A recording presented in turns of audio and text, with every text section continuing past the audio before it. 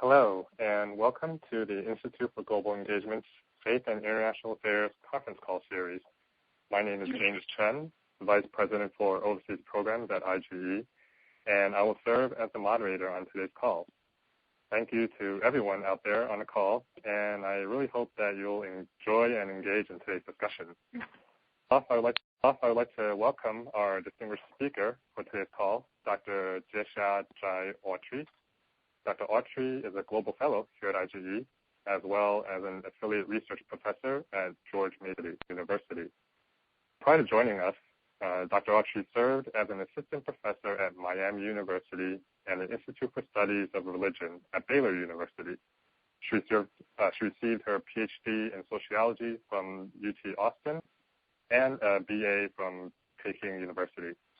She's conducted cutting-edge research and taught courses on religion in China and Taiwan, on religion and social demography, on Asian immigrants in the U.S., and on the global Chinese diaspora. Okay, so before we start our conversation, I would just like to provide a brief description of today's call format. I will begin with approximately 20 minutes of questions and commentary from Dr. Autry, and that will be followed up by up to 40 minutes of questions from the audience and from all of you. For the duration of the call, all participant lines will be placed on mute. If at any point during the call you have a question for Dr. Autry, go ahead and press 5* on your phone, and you will be placed in the queue. As a reminder, this call is on the record, and an audio recording will be made available on our IGE website 24 hours after the call. Okay, today's call is titled Religion and China's Global Influence. So, Dr. Autry, my first question for you is, could you just give us an overview of the current status and development of religions in China? Yes, thank you, James, and thank you for everyone to dial in today. I'm very glad to have this opportunity to have this conversation with you all. I want to start our conversation with this overview of religion in China. China has always been a very religious nation, despite the fact that after 1949, the central government had this atheism ideology. The Chinese people has always been very religious. China has never had one state religion, or in other words, one dominant religion over many other religions. On the other hand, China has always had many different forms of religions in the civic society. So currently, from the official perspective, there are only 5 legally sanctioned religions. They are Buddhism, Taoism, Islam, Protestantism, and Catholicism. Interestingly, as you can see that in China, Protestantism and Catholicism are treated as 2 separate religions. And I can briefly comment on each of them briefly. And also there are many other forms of religions or groups actually exist beyond or outside of these 5 legal categories. We can also briefly go through that too. For exactly the question of how many believers are religious in China is one of the most debated questions by scholars, like how many Buddhists or how many Christians or how many Catholics in China is very difficult to estimate, but roughly there are 2% of the population are Islam, are practicing Islam, Muslims, about 20 million. Depends on population how you measure. About 6 to 8% of population are Christian. So ranging from 55 million to 80 million, they are Protestant and Catholic altogether. And the interesting thing is they are also actually, depends on how you measure it, can be 30% to even 50% of Chinese population practice various forms of folk religions or Buddhist or Taoism. So often those are things that it's hard to measure or be included in these 5 religions, legal organized religions, but at different degrees, people practice all kinds of forms of practices and religious beliefs in China. Right. And it seems like some of the complication also it comes from the fact that many believers might not be members of the formal registered religious organizations. Is that right? Absolutely. In order to understand that, we can talk a little bit about Chinese current religious policy. Mm-hmm. The government defines what is a normal religion, quote unquote, a normal religion. Mm-hmm. If any practice or any groups falling outside of this normal groups, that you won't be counted as a religious believer. But then there are two different categories of if you were not one of these 5 normal religions. For example, there are evil cults. There are different forms of cult groups. For example, you would hear people talk about Falun Gong or talk about some Christian cults like Eastern Lightning, which is a Christian group that often you see that in the rural China that believes in the reincarnation of Jesus to be a Chinese woman, the Messiah. So those are more of the evil cults, quote unquote, evil cults elements.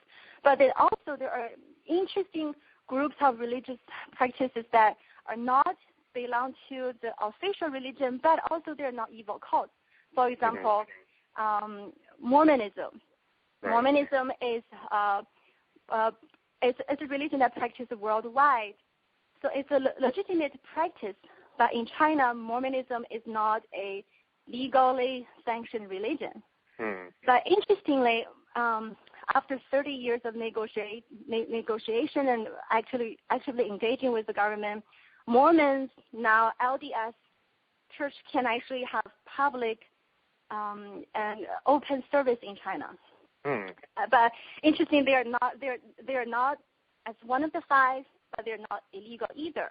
And how they achieve that is the LDS church made compromises to the Chinese regulations of religion by abiding certain rules. For example, the LDS church cannot send missionaries to China, and the LDS church cannot proselytize in China.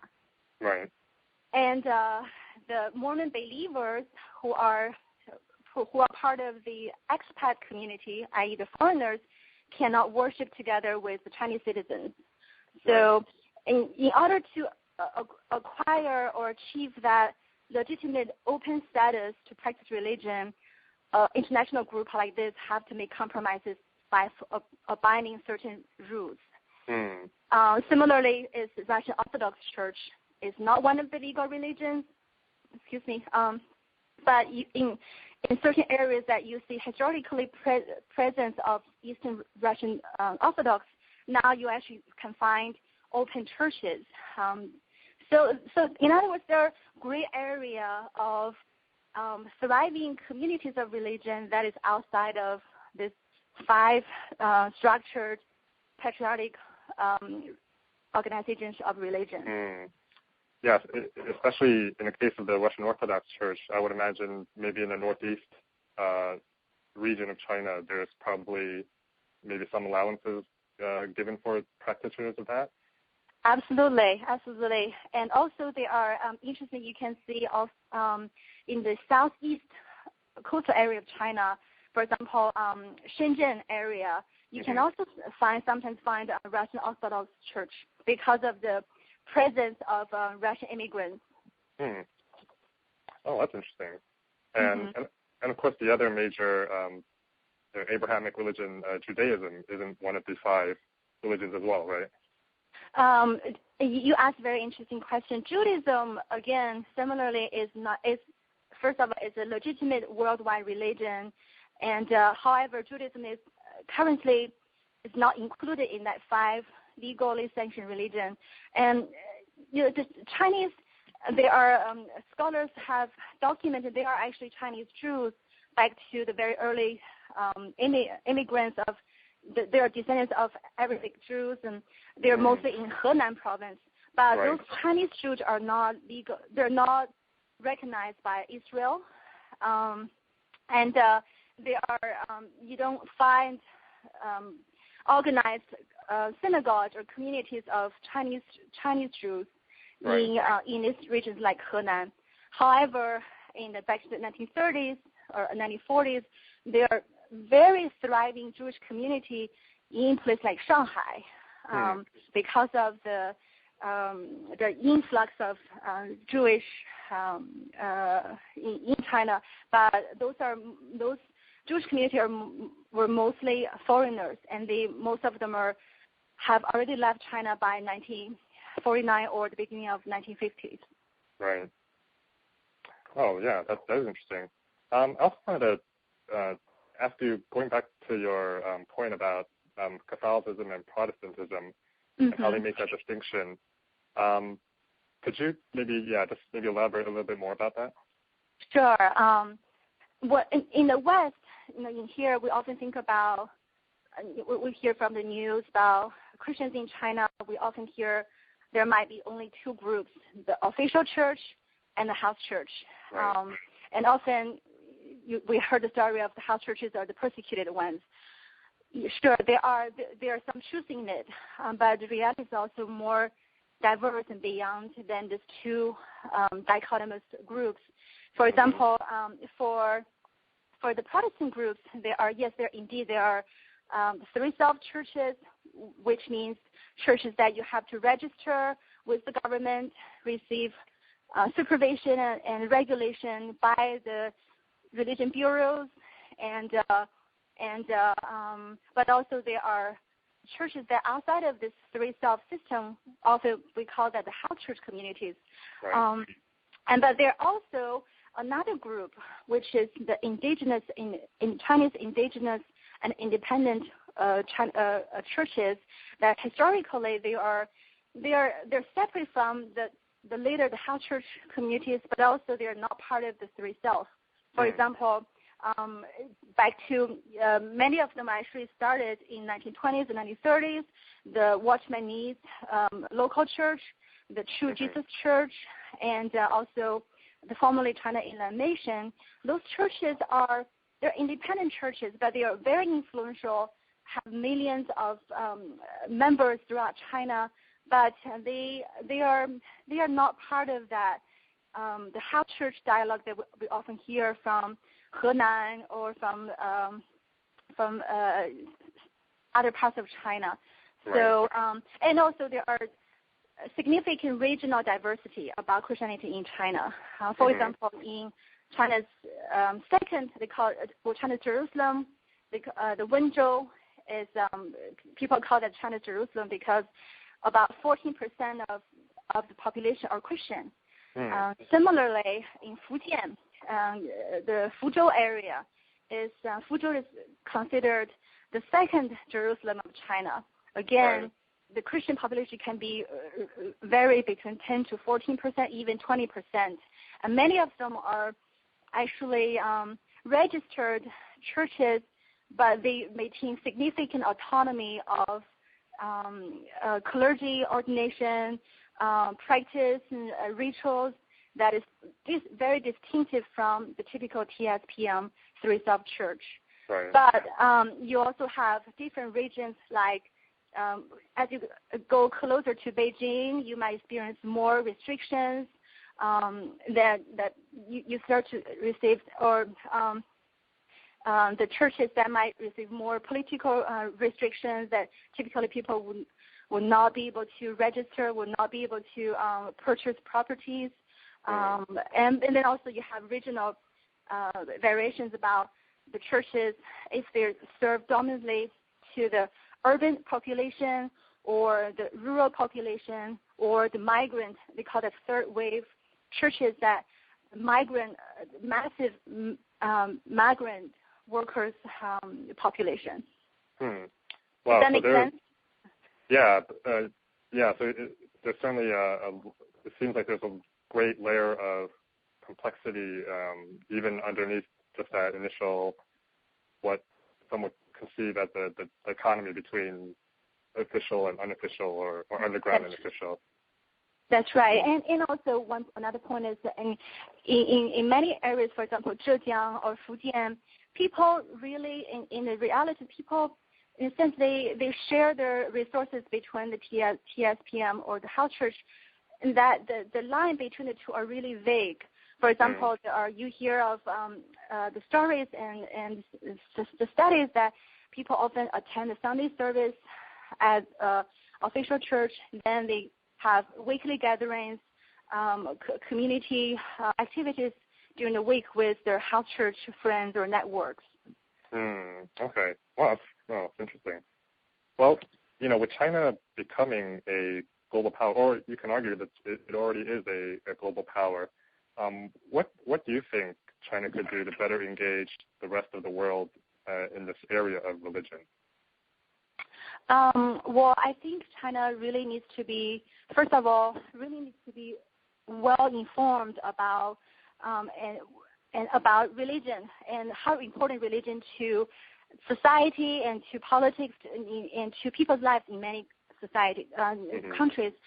The issue of religion has not been a major issue to the Chinese government compared to the desperate need to advance economy and the rising significant inequality. So religion has been treated as relatively a minor issue until there's something wrong with religion. For example, there are religion-related attacks or conflicts.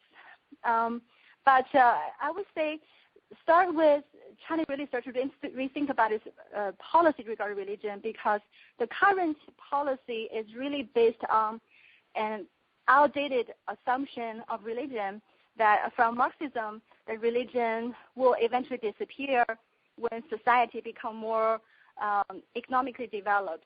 The secularization thesis, right? Yes. So in a sense that the old assumption is once people become richer and better off, they don't need religion because religion is the opium for the poor and the oppressed.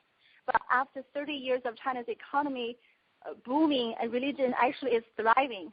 So because of the outdated assumption about religion, the government has been using a very pragmatic way of handling religion, trying to just handle this here and there, but never addressed this from an ideological perspective, rethink about its religious policy. Right. And also, for example, China now goes to global, engaging significantly in economics and trade and oil with many nations like in Africa, Middle East countries, and Latin American countries. And in many of these countries, the majority of their population are religious. Right. And how to handle religion is become a crucial issue. Is handling influential China's international relations with these countries. Well, yeah, I mean, especially in many of these countries in which China maybe has these large development projects, they bring in many of workers from China into the local region. And I would imagine it would just help for them to have, a good understanding of the local, religious beliefs and environment and such. Absolutely. Which is, for example, this interesting case recently, actually 2 years ago, China signed agreement to build the world's third largest mosque for Algeria, Africa.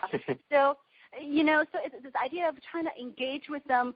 They're bringing teams of construction workers and give them free stadium and even mosques, but they may not really understand how exactly religion influences society in these countries.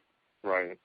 Okay, that's great. I think that's great to start off with. I'm sure there's many questions that we've had. So, all right. So right now, let's open the lines for questions from the audience. And as a reminder, if you would like to ask a question, please press 5* on your phone. When it is your turn to ask your question, the call administrator will announce your name and unmute your line so that you can ask it. Lines will be placed on mute following the asking of a question. And if your question has been asked or you no longer wish to ask your question, please press 5* again, and your name will be taken off of the queue. For the sake of other callers, I will ask that when you're called upon, please immediately ask a question rather than providing a commentary. So with that, let's go to the first question. Thank you. Our first call comes from Ms. Hyun Zhu. Tianbu, go ahead and ask your question. Okay, my question is, Dr. Autry, if you were asked by religious groups in China who are not recognized by the government what to include on their request to the Chinese government to legally recognize them, then what would you recommend them to include on in their request? Well, thank you, Han. This is a tough question. Engaging China is interesting because often not only the Chinese government is pragmatic, Chinese people can also be pragmatic in dealing with the policy. So it really depends on what kind of groups that you're talking about. When the overall society lacks of the rule of law system, often people heavily relies on relations with the local government. You heard of the term of guanxi, that through building good relations with the local government, that they hope to gain permission and legitimization through their local government, and also often use technique that groups are using in China are through being quote unquote good citizens. That they would say, we will be the model citizens. We would be the first one to engage in charitable work. That we would be abiding the laws. We will be the social forces to help build quote unquote harmonious society. So from the grassroots perspective, through being good citizens, often through unfortunately have to engage with the local bureaucracy to gain permission. Often that's how communities of religion gaining their legitimacy. On the other hand, from the top-down level, hoping that as China become more and more open up, and also China would have more systematic, new reformed rule of law policy that actually grants and the groups of religion that have more freedom to practice in China. Does that make sense? Great. All right, thank you. Our next question, but unfortunately I'm not sure of the name of the person that correlates with this. So if you did push 5* and the first 3 numbers of your cell phone or the number from which you are calling is 484, you have been unmuted and you can go ahead and ask your question. If you could first introduce yourself, that would be great. Yes, my name is Leo Thorne, and I am with the American Baptist Churches USA. I would like to know which is the fastest growing Protestant group in China at the moment, and why is that so? Could you give some reasons for that? And the second part is youth and religion. Youth in China embracing religion these days? Thank you. Those are great questions. It's hard to pin down a particular one branch of Christian groups that are the fastest growing. One thing I would have, you might know that in China, post-1949, denomination is wiped out. In a sense, back to the Cultural Revolution, even earlier, the Communist Party considered denomination is a product of Western capitalism. That in China nowadays, there's from the open churches, the legal churches, there is only IE one denomination, which is the Chinese Patriotic Protestant Church. But in reality, a lot of older church believers still coming from the traditions before 1949, where denomination was present. But overall, regardless is the TSPM group or house church groups are Christianity are growing significantly. I would say if you have to pin down one group, interestingly is the charismatic and Pentecostal groups in China. They have experienced the fastest growth for the past 30 years. Many independent Pentecostal and charismatic groups have gained a large membership, especially in areas were either rural or a lot of historical social transitions, or where that scholars would argue that overall social healthcare system or even healthcare provision was lacking. Thus, the focuses on healing, focuses on miracles, prophecy, those charismatic Pentecostal practices really attract a lot of Chinese believers. Great. How about the question on youth in China and religious beliefs? Oh, yes. Great question. There are two elements about this question. One is still from the Chinese current religion policy, children or youth under 18 are now allowed to be baptized, which is not a practice that you would see in many other countries. Also, interestingly, that if you are Muslim, actually you are able to bring your youth to receive education of religion when you're a child. But for Christians, still you're not allowed to officially baptize a minor before 18. This is about the TSPM official church. But from many practices of the churches outside of the official church, youth are drawn to Christianity. And another element of it is Chinese youth. Let's say what they call the 80后, the 90后, the people who were born after 1990. Many of them, because of the increased wealth, they have opportunity to study or travel abroad. And many of these youth have been exposed to religion outside of China. And some of them have converted to other religions, and some of them come back to China and bring back their religion. So now, because of the communication or exchange between China and the rest of the world are really become more and more frequent, that youth that are able to expose to religions beyond that officially sanctioned teaching. Okay, great. Thank you. We have another question from a caller who, unfortunately, there's no name and the number is actually blocked. So if you did raise your hand by pushing 5* and you have a question, you have been unmuted. So go ahead and introduce yourself and go ahead and ask your question, please. Hi, my name is Soo-Young Kim. Can you hear me? Yes, we can hear you fine. Thank you.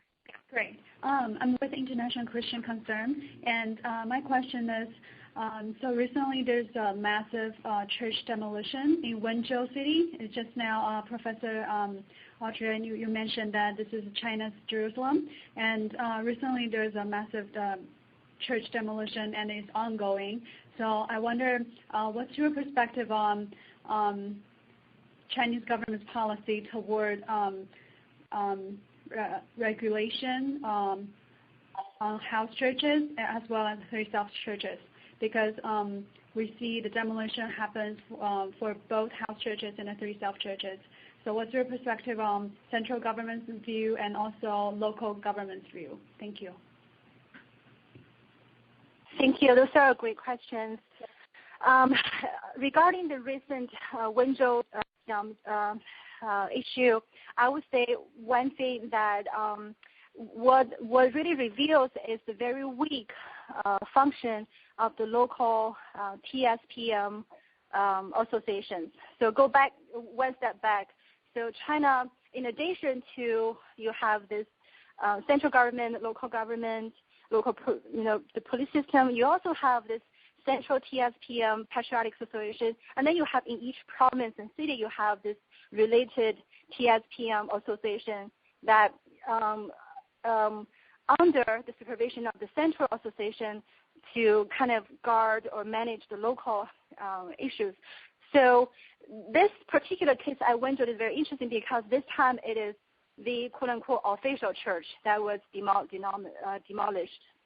And there are studies that show actually the local TSPM was hoping or trying to negotiate on behalf of the local churches to negotiate with the central government. But this is more of a case of a very, very weak local TSPM system with a very strong local political power that is not necessarily very supportive of or even fearing the spread of Christianity. So the reason the reason that they gave about regarding demolish these churches are because the church didn't abide the local property laws, which there is some meaning that the churches, they wanted to build a new church. They have been negotiating with local government, but despite the rejection from the local authorities, that they went ahead to build this church. So that's why the government, under the issue of property laws, they decided to go ahead to just demolish this Christian church. So more than anything, this issue reflects is China really needs to have rule of law. Society in general, guarding civil society with rule of law, and especially guarding religious issues with rule of law. Otherwise, the fate of local churches are really lying in the local bureaucrats. Sometimes things become ugly because the local bureaucrats use militant ways to deal with religion that they may not even understand religion. So, yeah. Great. Next question. Yes, our next question comes from Dr. Dennis Hoover. Dr. Hoover, go ahead, please. Thanks. Yeah, my question has to do with how these trend lines of change in the roles of religion in China intersect with trend lines in terms of the role of women in China. Can you comment more about the role of women in China's faith communities? Absolutely. Thank you. I often say that in order to understand religion in China, you have to understand the role of women in China. Regardless, even either a Protestant or Catholic church or even a Buddhist temple, often if you just when you walk in a congregation, you will see on average 75 to 80% of the members are women. So some scholars even say the Christianity in China is the feminized form of Christianity because of the overwhelming presence of women. Historically, let's see back to 1940s, 50s, even Cultural Revolution, even 1980s, that often it's the stereotype is it is the older women from countryside. They are more likely to practice religion, especially folk religions or Buddhist or even Christianity. But now, even educated, younger professional women also joined the community of believers.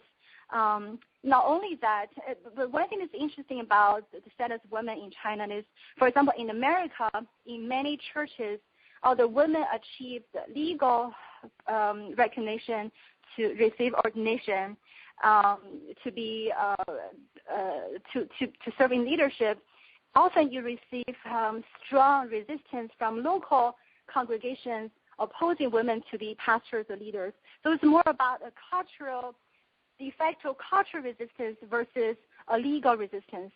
On the other hand, in China, although from the top leadership, Christianity, for example, is still a very male-dominated religion that have top leadership are a male. In the grassroots level, in the de facto grassroots congregations, often it is women. You see often women are pastors, women are preachers, women leaders. It is the women who run the local churches often. Does that make sense? Yeah. Okay, great. All right, let's get the next question, please. The next question comes from Mr. Corey Bender. Corey, go ahead and ask your question, please. Hi, Lisa. I was wondering how recent terrorist attacks in Western China. For example, the mass stabbings we've been seeing in the news by Uyghur separatists, how this has affected the Chinese government's attitude or policies toward its Muslim minorities. Thank you, Corey. This is a great question. It's a tough question. Handling Islam is a very sensitive topic right now in China because the conflict has already been there, for 20 years inside of Xinjiang, but it just now become more public because this conflict, racial ethnic conflicts become public and go beyond Xinjiang itself. And actually, Islam in China is a very it's a diverse community because China has actually 10 ethnic minority groups that are practicing Muslims, not just Uyghur Muslim, but also actually 10 groups. All of them are practicing Islam. The largest group actually is the Hui Chinese, the Hui Muslim, Hui. They are they look kind of more like the Han Chinese because after the centuries of intermarriage, they kind of more assimilated into the Chinese Han culture, but they are still distinctive Muslim, and they are more than half of the overall Muslim community is Hui Chinese. And then the second largest group is the Uyghur Muslim. Also, the irony is for the past 30 years, China has built massive numbers of mosques in Xinjiang. Now, from the official statistics, Xinjiang has about 45,000 mosques just in Xinjiang property. The state media even said, comment on China has the second largest amount of mosques compared to many other Muslim nations. But however, how effective the Chinese government has been encouraging that religious education that in Xinjiang or beyond, we don't know. And also handling Islam affairs is very sensitive because China now has very close relations with many Middle Eastern countries or other Central Asia countries, and many of them are Muslim. So for the Xinjiang attack, the government trying to define it as a terrorist attack rather than a religious issue. There are two reasons for it. First of all, is they don't want to be an enemy of Islam, but an enemy of terrorists. So if you address this whole thing is because of Islam, then it will really jeopardize China's relations with all these other significant countries that are actually practicing Islam. Second, when they address the Xinjiang issue rather than a religious issue, but a criminal issue or a threat to national security, then the handling of this affair would not just be religious affair, but by police system and by national security system. So it's a very sensitive topic, and they choose to define it along the line of minimize religion element, but more emphasize on terrorism element. And also, if I could just make a plug for IGE, one of our activities that we conducted from 2008 to 2010 was we held a series of conferences in Western China, in actually 3 different provinces in Western China, including Xinjiang, where we brought together religious leaders, government officials, and this was done in partnership with a Chinese government think tank. And the series was entitled Muslims and a Harmonious Society. And we've actually we actually have a conference publication that's available online from our website. So if you just do a Google search for Muslims and a Harmonious Society, basically a collection of all the papers that the participants submitted, and you'll get the whole spectrum of different views. But it's interesting because you'll find just the spectrum of views with regards to religion and its place in society and Islam. And so I encourage our callers and listeners, if interested in this topic, go ahead and check that out on our website. Thanks. And James, if I can make a comment about that, and I think the great value of a conference like that is really provide a safe space and the opportunity to listen to what the local believers, what they want, because China really pouring tons of resources, money and resources into a place like Xinjiang. They're building new infrastructures and building new highways, etc. But not necessarily the locals' voice are heard. So engaging the locals that allow them to speak, allow them to have a dialogue and to tell what they want, what they think would be the best, most efficient way would be is very valuable. Excellent. Totally agree. Okay. Next question. Yes, our next question this afternoon comes from Ms. Jean Wu. Jean, go ahead and ask your question, please. Hi, Lisa. Yeah. According to your view, do you think Chinese government's recent intensified oppression of the Christians has anything to do with the upcoming 25th anniversary of Tiananmen Square incident? Thank you, Jen. I don't think so. June 4th is always a sensitive time that things can be tied up every year around time of June 4th. But really this is more about a deeper issue of China have this outdated religious policy that the policy is outdated and they cannot handle the fast spread of religions, especially Christianity in China. Thus, often the local government have to just use militant ways to kind of temporarily block or hinder the growth of particular religion groups.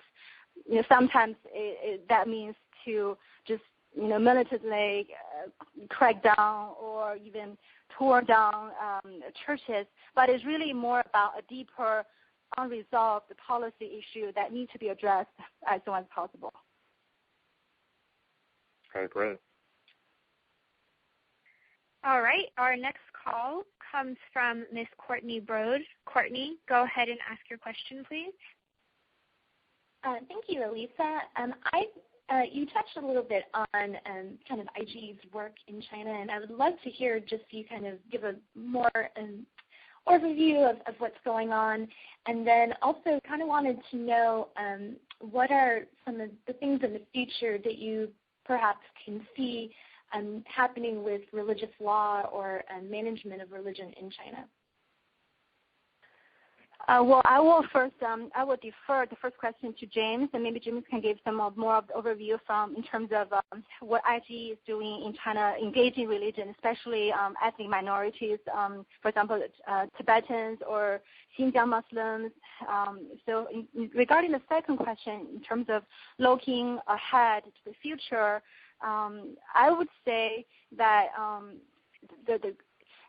go back to the assumption that the Chinese government has that religion is bad, is negative, is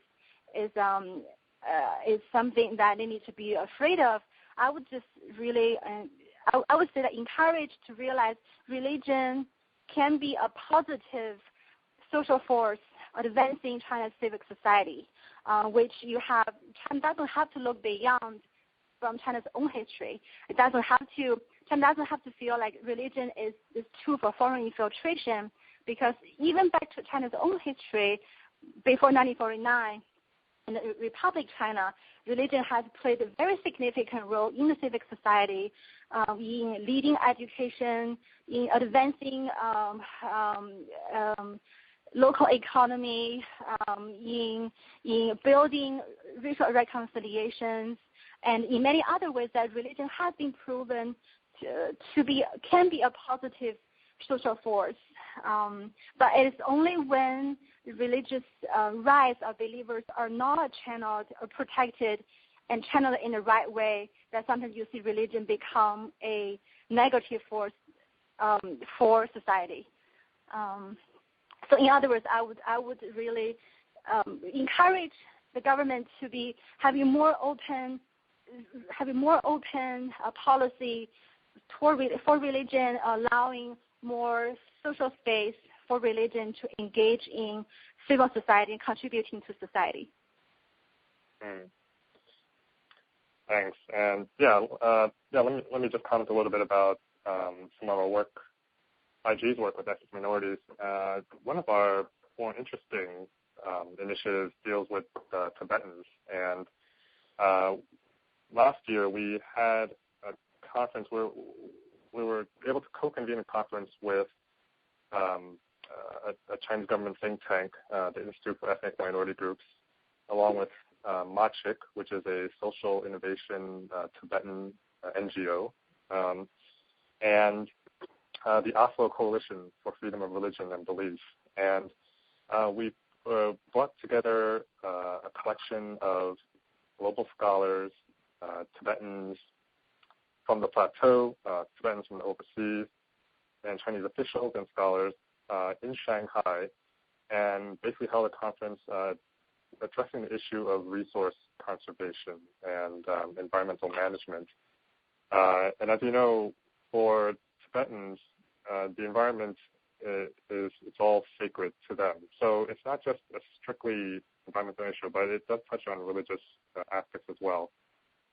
And this conference was basically a very pragmatic discussion on some governance issues. How could governance be improved?